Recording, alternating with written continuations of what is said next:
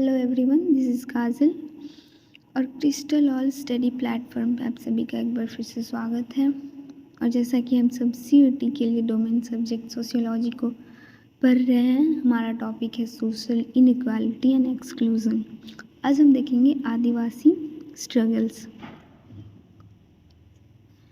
The term Adivasi coined in the 1930s।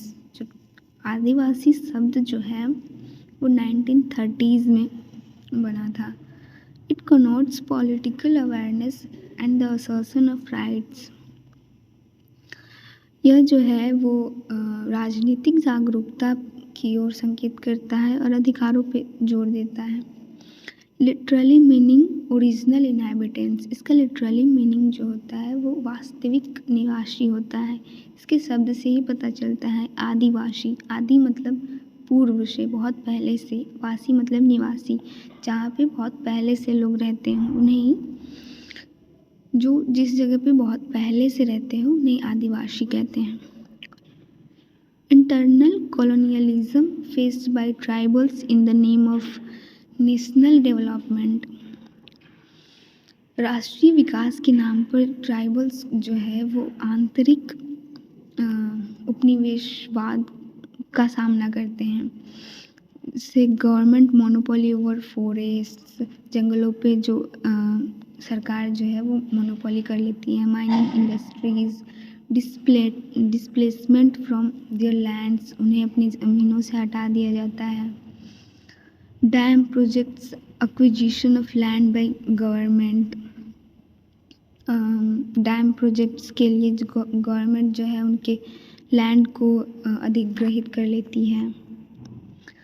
उसके बाद हम देखेंगे struggle for women's equality and rights. Various women's issues across in modern India as part of the 19th century middle class social reform movements.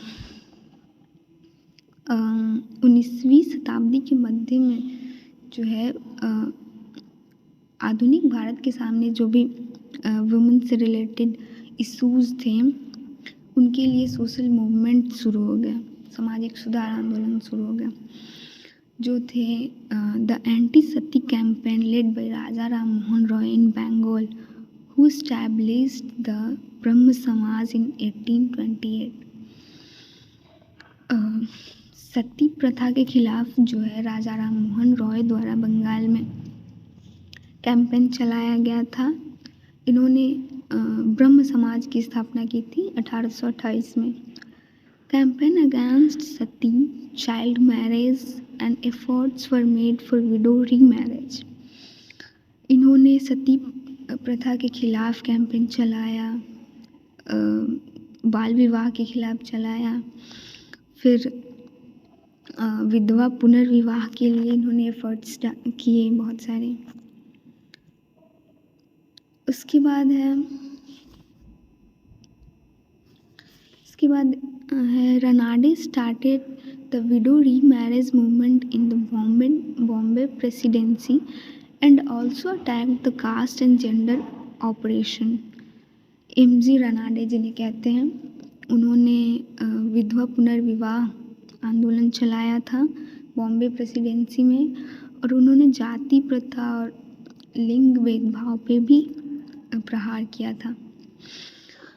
Jyotiba Phule who founded the Satyashodhak Samaj was against caste and gender discrimination. Jyotiba Phule जिन्होंने सत्यशोधक समाज की खोज की थी, वो जाति प्रथा के खिलाफ, फिर लिंग भेदभाव के खिलाफ उन्होंने सोशल मूवमेंट चलाया था। The social reform movement in Islam was led by Sir Syed Ahmad Khan, who worked for the education of girls।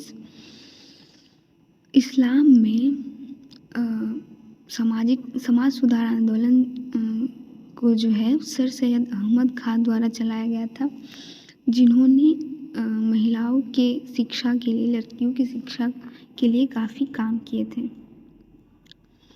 उसके बाद है दयानंद सरस्वती ऑफ द आर्य समाज। आर्य समाज के संस्थापक जो थे वो दयानंद सरस्वती थे। इन्होंने worked for women's education and training in the arts of housekeeping and handicrafts and caring of children. इन्होंने महिलाओं की शिक्षा के लिए और कला में, हाउस कीपिंग में, हैंडीक्राफ्ट्स में, इन सब में महिलाओं की ट्रेनिंग के लिए काफ़ी काम किया था। Ishwar Chandra Vidyasagar worked for widow remarriage and fought against child marriage. इन्होंने ईश्वर चंद्र विद्यासागर ने विधवा पुनर्विवाह के लिए काफ़ी काम किया था और इन्होंने बाल विवाह के खिलाफ लड़ा भी था। Main features of the women's movement in India since the 1970s। Bharat में महिला आंदोलन के जो फीचर्स हैं, मुख्य विशेषताएं हैं, वो 1970 के दशक में आती हैं। There have been changes in organizational structure as well as ideology। जो ऑर्गेनाइजेशनल स्ट्रक्चर थी, संगठित स्वरूप थे, साथ ही साथ जो विचारधाराएं थी, उनमें परिवर्तन आने लगा। There has been an increasing importance of autonomous movements and organizations not linked to any political party। जो स्वतंत्र आंदोलन थे और संस्थाएं थीं जो किसी भी राजनीतिक पार्टी से जुड़ी नहीं थी, उनका महत्व काफ़ी बढ़ने लगा था।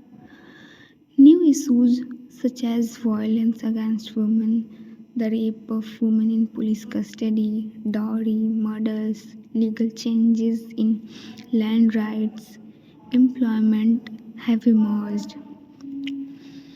नई जो समस्याएं थी, जैसे महिलाओं के खिलाफ हिंसा, जो रेपिस्ट थे वो पुलिस कस्टडी में है या नहीं, दहेज, मर्डर्स, लैंड राइट्स में लीगल चेंजेस, रोज़गार, ये सभी समस्याएं इमर्ज हुई। In 21st century, declining sex ratio, implicit serial bias against the girl child are the new challenges of gender inequality।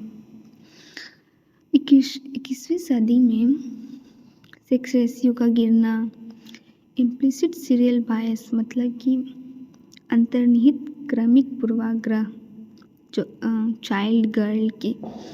Girl child के खिलाफ जो होती है, अंतर्निहित क्रमिक पूर्वाग्रह, ये सभी समस्याएं थीं जेंडर इनइक्वालिटी के लिए। इसके बाद है recognition of the fact that the all women suffer in a patriarchal society, they do not all suffer in the same way or to the same extent. Fact को मानते हुए कि सभी औरतें जो हैं वो पितृसत्तात्मक समाज से सफ़र कर रही हैं, इसे मानते हुए जबकि सभी जो औरतें हैं वो सेम वे में और सेम एक्सटेंट में सफ़र नहीं कर रही हैं। There are differences between middle class urban women, peasant women, Dalit women.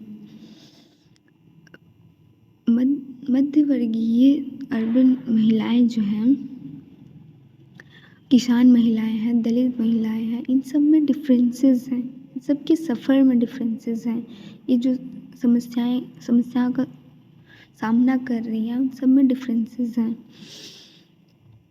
Recognition that both women as well as main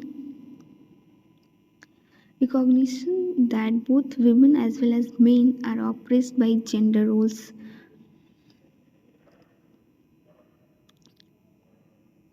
इस चीज़ की पहचान करना कि महिलाएं और साथ ही साथ पुरुष भी जो लिंग रोल है, लिंग भूमिका है, उससे सामना करता है। A gender just society will allow both men and women to be free. Gender just society means लिंग न्यायपूर्ण समाज जो है वो महिला और पुरुष दोनों को फ्री यानी कि स्वतंत्र होने का अधिकार देता है।